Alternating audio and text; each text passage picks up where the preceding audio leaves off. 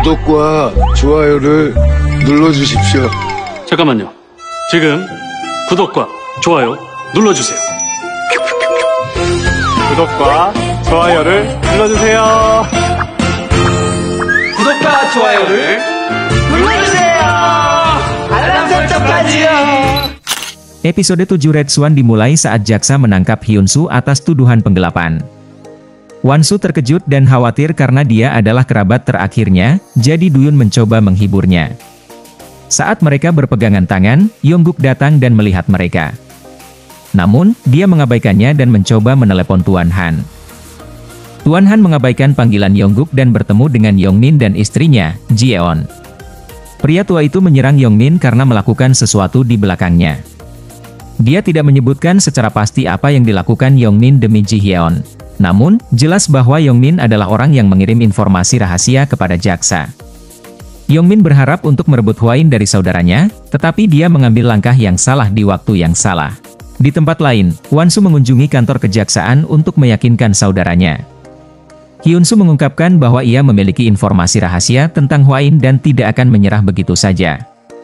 Ia juga mengatakan hal yang sama ketika Tuan Han datang untuk memastikan bahwa ia akan menanggung akibatnya. Tuan Han hampir terkesan dan berjanji untuk membebaskan Hyun-soo dalam waktu singkat. Ia juga mencoba untuk mengecoh Hyun-soo dengan mengatakan bahwa mungkin orang yang memiliki catatan keuangan yang sebenarnya adalah informan anonim itu. Kemudian, Tuan Han berbohong kepada ketua park bahwa ia yakin Duyun mencuri catatan keuangan dan melaporkan Yayasan Now kepada jaksa. Ia menambahkan bahwa ketua park tidak perlu khawatir karena ia akan memperbaiki semuanya. Keduanya kemudian menelepon Wan-soo dan membuatnya mengakui bahwa ia memerintahkan Duyun untuk mencuri catatan keuangan untuknya. Tuan Han dan ketua park menuduhnya bodoh karena berselingkuh dengan pengawalnya dan memberinya informasi yang sangat berharga, terutama karena ia tahu bahwa ia adalah mantan polisi. Mereka berdebat apakah mereka harus membunuh Duyun, tetapi Wan-soo bersikeras bahwa Duyun tidak bersalah dan dia akan mengambil kembali buku besar tersebut. Dia juga tidak setuju bahwa Duyun pergi ke kantor kejaksaan. Karena khawatir pada Duyun, dia berjanji untuk mendapatkan kembali buku besar tersebut. Di sisi lain, Duyun memeriksa buku besar tersebut dan terkejut mengetahui bahwa ketua park adalah orang yang akan menanggung akibatnya jika kebenaran terungkap. Seiring berjalannya waktu, Tuan Han mengancam Duyun dan memintanya untuk mengembalikan buku besar tersebut, tetapi Duyun menolak. Dia menjadi semakin penasaran untuk mengetahui mengapa Tuan Han ingin mengkhianati ketua park.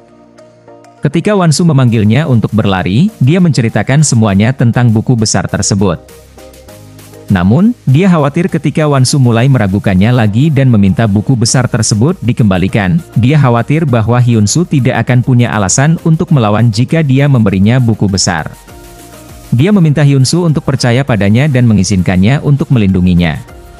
Keduanya berpelukan dan mengakui bahwa meskipun mereka memiliki perasaan satu sama lain, mereka harus menunggu sebelum bertindak. Pada saat yang sama, Taeira tersinggung ketika Tuan Han dengan kasar menolak bantuan saudara laki-lakinya. Dia meneleponnya lebih sering untuk melampiaskan kemarahan dan mereka memutuskan untuk membocorkan berita penangkapan Hyun-soo. Keesokan paginya, ketua park marah setelah membaca koran. Sekali lagi, Tuan Han berjanji untuk mengurusnya. Mereka meminta pertemuan dadakan karena media terus mempertanyakan apakah Wan-soo terlibat dan apakah dia akan bercerai. Tuan Han mengunjungi Hyun-soo lagi untuk memastikan dia akan menepati janjinya dan berjanji untuk segera membebaskannya. Hyun-soo berharap penyelidikan dapat dilakukan saat dia bebas. Dia menyebutkan lebih banyak rahasia yang dia miliki di grup Hwain untuk memotivasi Tuan Han agar bekerja cepat. Kemudian, Ten Han melapor kepada ketua park bahwa Hyun-soo bekerja sama, tetapi mereka harus menggunakan kesempatan ini untuk membuat Wan-soo mengundurkan diri dari yayasan. Mereka setuju untuk membocorkan foto-foto candid Hyun-soo dan Duyun, tetapi mereka butuh bukti yang lebih kuat. Untuk mendapatkannya, mereka berencana mengirim Wan-soo ke Busan untuk merayakan ulang tahun Hwain Resort di sana. Mereka berjanji akan mengirim Yongguk nanti setelah dia selesai bekerja. Mereka juga meminta Wan-soo untuk melakukan pemotretan dengan Yongguk saat mereka harus menjernihkan rumor perceraian.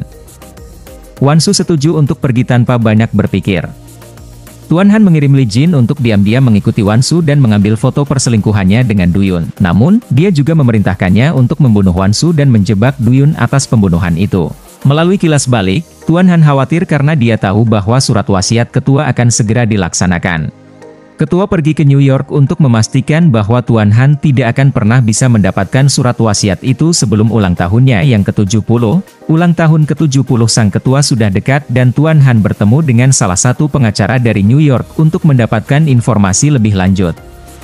Pengacara itu, Ai Lei, menolak untuk memberitahunya secara spesifik tentang surat wasiat itu, tetapi setelah Tuan Han menjanjikan sejumlah besar uang, Ai Lei memberinya tip.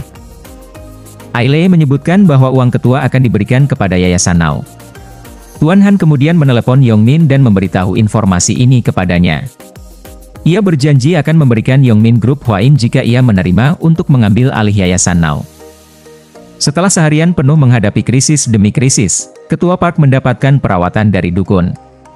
Sementara itu, Duyun dan Wan Su menikmati perjalanan yang indah ke Busan dan bahkan berhenti untuk melihat laut dan berpelukan. Mereka tidak menyadari bahwa Li Jin sedang mengambil foto mereka. Begitu mereka sampai di rumah, mereka bersiap-siap sambil menunggu Yongguk. Namun, Tuan Han mempersulit Yongguk untuk tiba tepat waktu.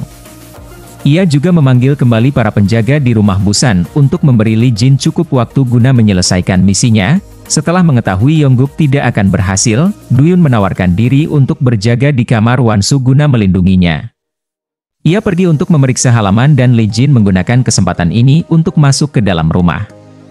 Untungnya, Wan Su melihatnya sebelum ia sempat menyerang dan melawan balik. Teriakannya memanggil Duyun, yang bergegas masuk untuk menyelamatkannya.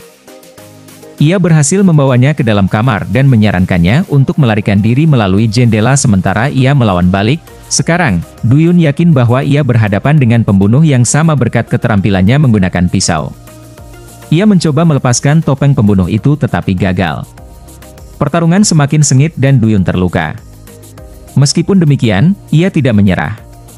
Sementara itu, Wan Su melarikan diri dan bersembunyi di dalam perahu di pelabuhan.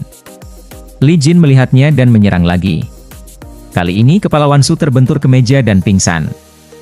Duyun tiba tepat waktu untuk menyelamatkannya dan melanjutkan pertarungan dengan si pembunuh. Pertarungan sengit dengan pembunuh bayaran mengakibatkan Duyun terluka. Untungnya, ia masih bisa melawan dan mengiris tangan pembunuh bayaran itu. Ia kemudian menendangnya ke dalam air dan menggunakan kesempatan itu untuk naik ke atas kapal dan mengusir Wan Su. Setelah berhasil membawa Wan Su pergi, ia pingsan. Keesokan paginya, Yongguk dan Kyengju bergegas ke rumah dan mendapati kekacauan berdarah. Di laut, Duyun akhirnya sadar dan memeluk Wan Su karena khawatir. Keduanya berciuman mesra sebelum ia membawanya kembali ke rumah. Wan Su kemudian terbangun dan terkejut mendapati dirinya memeluk Yongguk yang dikiranya adalah Duyun. Yongguk mencoba mencari tahu apa yang terjadi, tetapi Wan Su juga mengaku tidak punya jawaban. Pasangan itu dengan cepat berpura-pura bahagia di depan kamera. Namun, Wan Su memikirkan Duyun saat dia terus mencuri pandang padanya. Sebelumnya pada hari itu, dia telah merawat luka-lukanya saat mereka membicarakan rencana mereka selanjutnya. Duyun mengakui bahwa dia curiga pada Tuan Han tetapi mereka masih membutuhkan bukti untuk membuktikan motifnya. Setelah syuting, Wan Su mengikuti perintah Duyun dan bertanya kepada Yongguk tentang Yongmin sebagai saudara sahnya dan kematian ketua. Dia menyindir bahwa siapapun yang menginginkan kematiannya juga telah membunuh ketua. Tentu saja, pertanyaan-pertanyaan itu mengejutkan Yongguk dan dia menjelaskan dengan jelas bahwa Yongmin adalah saudara tirinya. Namun, dia tidak tahu mengapa atau siapa yang membunuh ayahnya dan dia tidak percaya ayahnya dibunuh. Dia berasumsi ayahnya telah meninggal saat berhubungan seks dengan seorang wanita simpanan dan jasadnya dibawa kembali ke rumah untuk menyembunyikan kebenaran. Duyun mendengar percakapan pasangan itu dan merencanakan langkah selanjutnya. Sementara itu, Hyun Su mengungkap kebenaran tentang dukun penipu yang telah menjual apa yang disebut air kehidupan kepada ketua wanita seharga ratusan juta dolar. Hyun Su melakukan ini untuk mendorong Tuan Han agar bekerja lebih cepat untuk pembebasannya dan membuktikan bahwa ia memiliki informasi rahasia tentang grup Hwain. Media ramai-ramai mengejar ketua wanita Park, membuatnya tampak seperti bahan tertawaan. Sekali lagi, Tuan Han berjanji kepada ketua wanita bahwa ia akan memperbaiki masalah tersebut. Ia menyarankan agar mereka merilis foto-foto Wan-su dan Duyun yang sedang bermesraan dan mengklaim bahwa mereka sedang berselingkuh. Untuk meyakinkan ketua wanita Park, Tuan Han mengemukakan alasan sebenarnya mengapa Duyun bergabung dengan perusahaan. Ia yakin Duyun mengejar Hwain untuk membalas dendam atas kematian Ju Hyuk, tetapi gagal mengakui kepada ketua wanita Park bahwa ia memerintahkan pembunuhan itu. Ketua wanita Park setuju untuk melakukan liputan media demi menyelamatkan diri. Wan-su terus menyembunyikan kecurigaannya terhadap Tuan Han dan bersikap ramah di hadapannya. Tuan Han mengancam akan mengirim Lee Jin kembali ke geng bintang 8 jika ia gagal lagi menjalankan misi. Ia berbohong bahwa perintah itu datang dari ketua Park dan meminta Lee Jin untuk bersiap menghadapi serangan berikutnya. Pada saat yang sama, Tuan Han membocorkan perselingkuhan Wan-su dan media memburu Yongguk dalam perjalanan pulang untuk memberikan pernyataan. Yongguk pulang dan berhadapan dengan ibunya. Ia menyalahkan ibunya karena mencoba merusak reputasi Wan-su dan menuduhnya sebagai pezina sejati. Ketua Park tersinggung ketika Yongguk menyalahkannya karena tidak tahu malu dan menuduhnya telah menghancurkannya. Yongguk menyesalkan bahwa perselingkuhan ibunya telah menghancurkannya dan ia bahkan tidak dapat memiliki hubungan yang nyata dengan wanita yang dicintainya. Ketua Park mencoba menjelaskan bahwa ia dipaksa menikah, dan ia adalah orang yang membangun Hwain menjadi seperti sekarang ini. Namun, Yongguk bersikeras bahwa ia seharusnya menyembunyikan perselingkuhannya darinya. Taeira mendengar percakapan mereka dan patah hati.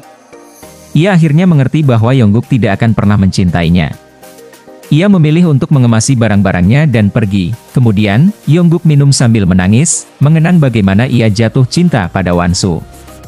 Terungkap bahwa ia mengunjungi ibu Wan-su setelah ibunya meninggal dan merasa sakit hati karena Wan-su tidak pernah repot-repot memberitahu ibunya tentang meninggalnya ibunya. Saat itu, Wan-su memperjelas batasan di antara mereka dan mengatakan bahwa mereka tidak dapat menyelamatkan pernikahan mereka karena mereka tidak lagi saling mencintai. Keesokan harinya, Tuan Han membantu Hyun-su untuk dibebaskan dan membuat kesepakatan baru. Ia meminta Hyun-su untuk mengambil uang atas namanya dan menghilang setelah menyerahkan bukti yang ia miliki tentang grup Hwain. Ia juga meminta Hyun-su untuk mendapatkan buku besar asli dari Duyun, yang mengungkapkan bahwa Wan-su berselingkuh dengan pengawalnya. Hyun-su terkejut dan menghadapi Duyun. Sebagai balasan, Duyun bertanya kepadanya mengapa ia tidak melindungi Wan-su dan mereka berbicara tentang buku besar tersebut. Duyun mengakui bahwa dia mencintai Wan-su dan bersedia melindunginya. Dia memberitahu Hyun-su bahwa Tuan Han berbohong tentang apa yang ada di buku besar. Jika kebenaran terungkap, ketua Parklah yang akan masuk penjara dan bukan Wan-su dan saudara laki-lakinya. Setelah mendengar ini, Hyun-su memutuskan untuk bergabung dengan saudara perempuannya. Duyun terus menyelidiki motif Tuan Han untuk menjebak ketua Park. Ia menyelinap ke rumah Tuan Han lagi dan memeriksa isi berangkasnya. Kali ini, ia menemukan bukti bahwa Yongmin adalah putra Tuan Han. Ia menyadari bahwa Tuan Han pasti punya rencana jahat. Tuan Han kembali ke rumah dan Duyun untungnya lolos tanpa terlihat. Ia melihat Yongguk mengunjungi Tuan Han tetapi tidak menguping. Yongguk mengonfrontasi Tuan Han tentang perselingkuhannya dengan ibunya. Ia mengejek Tuan Han, mengatakan bahwa Yongmin dan ketua Park tidak akan pernah benar-benar menerimanya karena ia hanya seorang pembantu. Tuan Han kehilangan kendali dan memukul Yongguk.